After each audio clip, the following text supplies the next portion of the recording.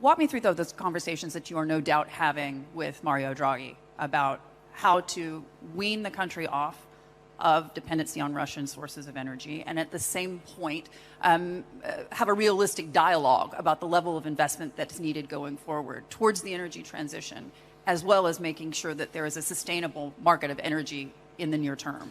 So I think that's also the minister said clearly that in the last years, in the past, we create a conflict between energy transition and gas or oil, and decarbonization became an ideology. So just renewables. We are producing a lot of renewables. We know that we cannot do everything with the renewables.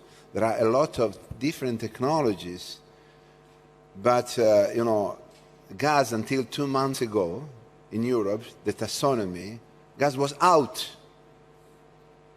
In November, October, I don't want to say that you are a criminal if you produce gas or oil, but not far to be a criminal case if you are producing gas or oil. And now, so that is a big mistake to be radical and say, I want just that, renewables, and the rest have to disappear. We know very well that in the last 200 years, all the different energy vectors has been added.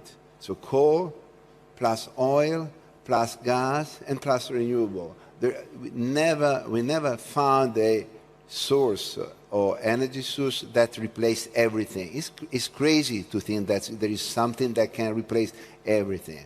For that reason, the transition, we have to accept that we have some infrastructure for what we spend billion and billion that are hard to abate, so we have to capture, and we need to use all the different technologies.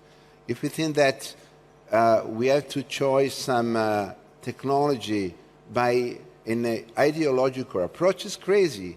Technology is neutral. There is no religion. It's not a god, a technology. You have to use to face the transition. So I think that when we talk about energy, first of all, we have to know what you are talking about, so competencies. Everybody talk about energy, everybody talk about COVID, and make a big confusion, and they create a big mistake, and now we see what happened. It's not just Russia. The gas price is not just Russia, because for 7 years we underinvested. We invested just 45% of what we invested in the previous 7 years until 2014. Then we have Russia, then we have COVID. So I think that the worldwide leadership was not wise and without any equilibrium in evaluating the energy situation.